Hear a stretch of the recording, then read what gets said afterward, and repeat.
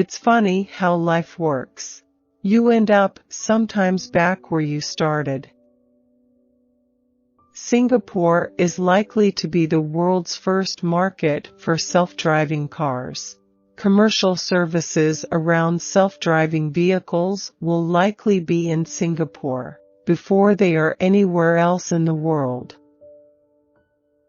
It's maybe an unrecognized fact of academia that what you spend a lot of your time doing is convincing people of your vision and raising funds to support your research activity. So in that sense, transitioning to a startup wasn't that big of a transition.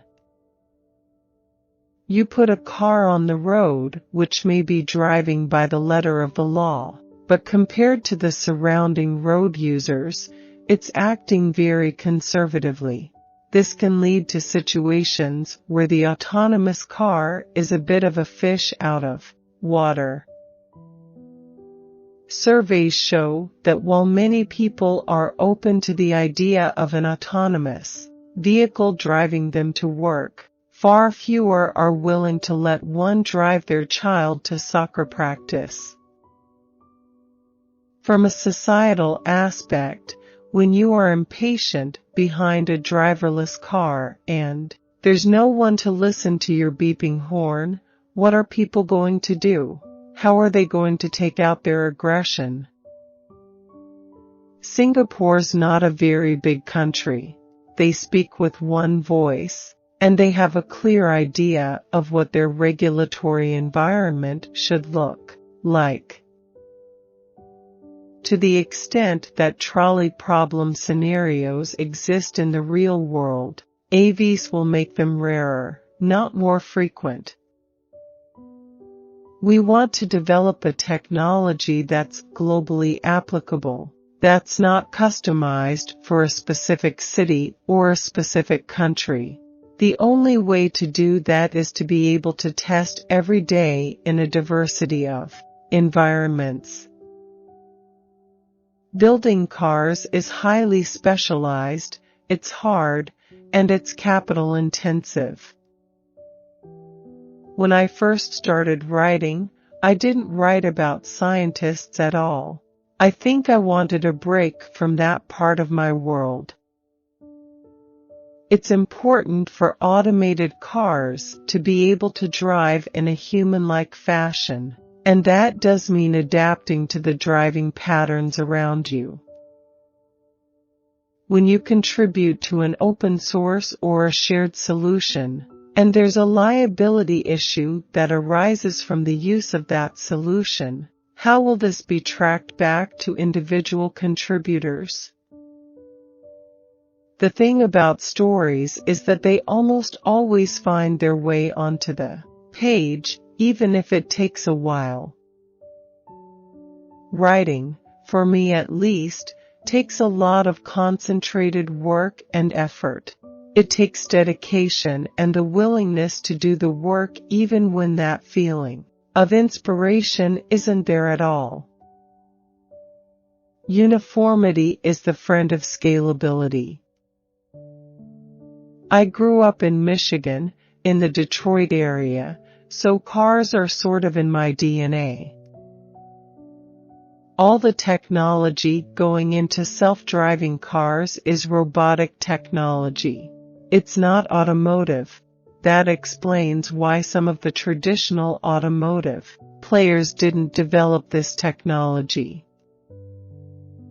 The fundamental problem here is that humans and automation approach the driving task differently. I love driving through western Massachusetts, out through the Berkshires, when the road is empty and it's a nice day. I don't like driving home on Memorial Drive at 5:45 or 6:45 at night when it's crowded and stressful. I think that's true of most people, and the goal of automated driving is to take the stressful part of driving out of the task. We hope to get to the place where there are thousands of Peugeot cars on the road running autonomy software.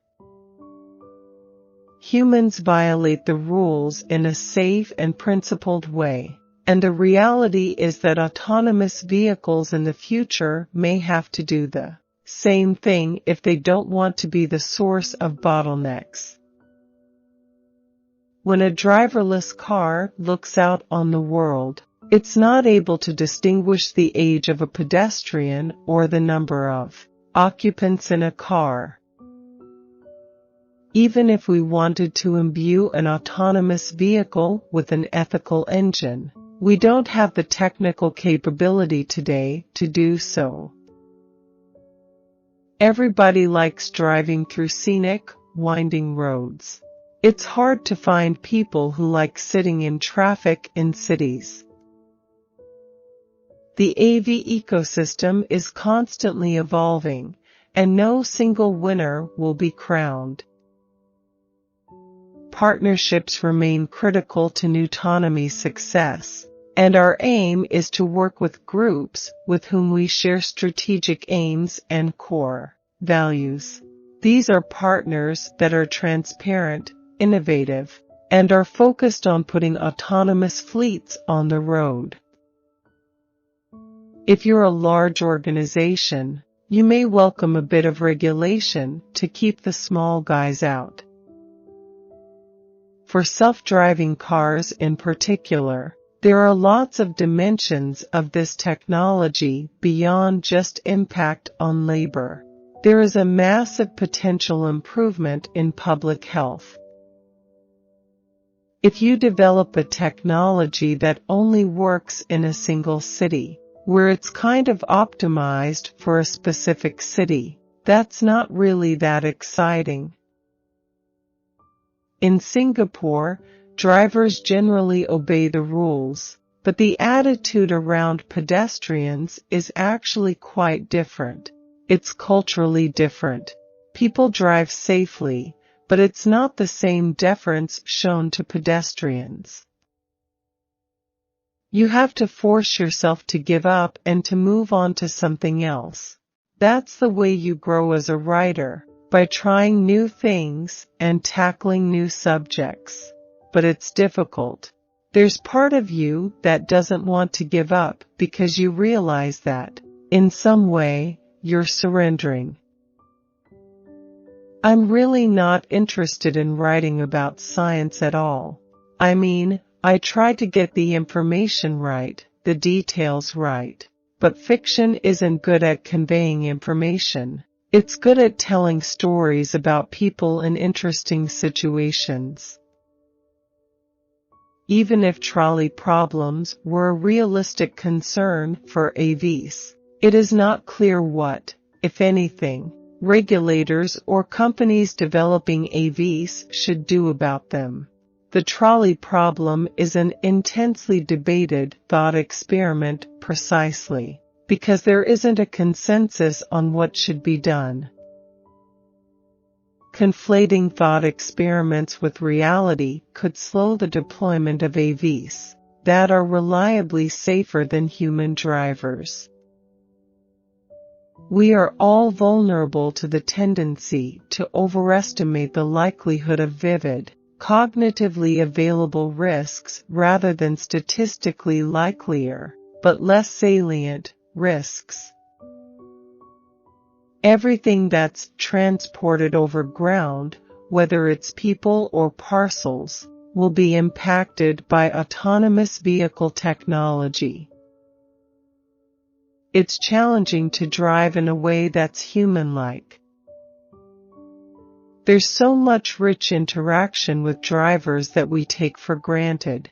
It seems like a mundane thing, but it turns out to be a really big deal. From a technology and economic perspective, it's vastly more likely that autonomy will be used for mobility services. It's a cultural question. Will people want to share cars? Cities like New Delhi, for example, where traffic is dense and it's a more fluid driving environment, that's hard for self-driving technology to deal with. In the automotive domain, generally speaking, when you look at consortium models, the groups that have leading technology are less incentivized to contribute to the consortia.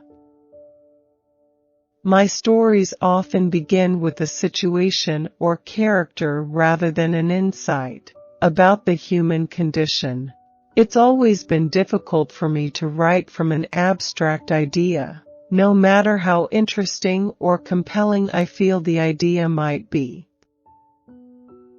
I usually have a general idea of where the story is going, but I try to avoid planning in too much detail.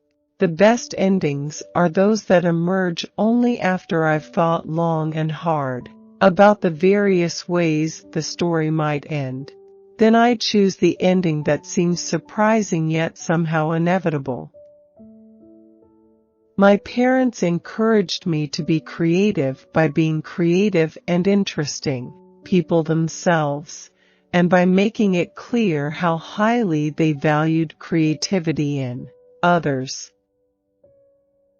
For better or worse, we have to bridge this divide between developing cars that drive by the book and cars that drive how you and I drive. Our first iteration of driverless cars kind of drove like trolleys on a track. This uncanny notion threw people off. There's a lot of knowledge in civil engineering about how soils will react when subjected to heavy loads. When you take lightweight vehicles and granular soils of varying composition, it's a very complex modeling process.